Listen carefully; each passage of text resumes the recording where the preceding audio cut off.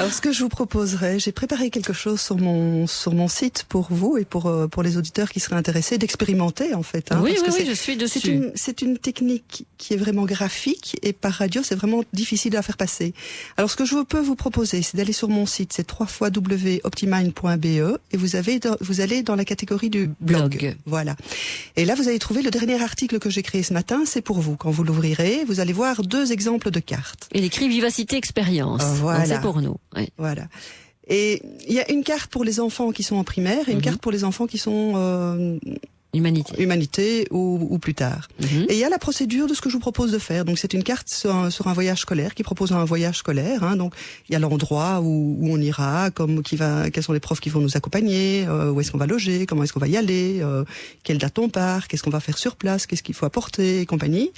Et donc ce que je vous propose, c'est simplement de la montrer, de la lire avec vos enfants, et puis simplement de retourner la feuille et puis de leur demander qu'est-ce qu'ils ont retenu. Où est-ce qu'on va? Avec qui?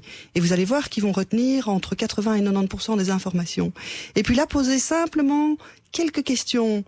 Tiens, mais t'en as retenu des informations? Comment t'as fait? T'as étudié? Ben non, bien sûr, j'ai pas étudié. Tu retiens des informations sans étudier. Mais comment t'as fait? Qu'est-ce qui te revient quand je pose des questions? Et alors, vous verrez que ce qui revient, en général, ce sont les images, les couleurs, les mots-clés, les emplacements, parce que l'emplacement spatial est fort important pour le cerveau. C'est quelque chose qui retient, mais direct, sans que ça nous coûte de l'énergie à devoir l'apprendre.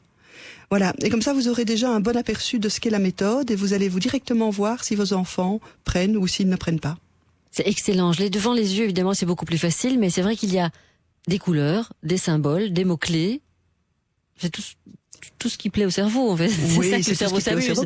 Et c'est tout ce qui plaît aux jeunes. Je dis souvent, donc je reçois pas mal de jeunes à la maison qui sont en décrochage scolaire.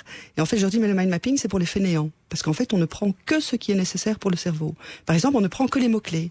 Il est prouvé que dans un texte, il y a seulement entre 10 et 20% des mots qui sont utiles à la compréhension. Ne prenons que ces 10 à 20%. Enlevons tout le restant. Pourquoi se fatiguer? Pourquoi se fatiguer?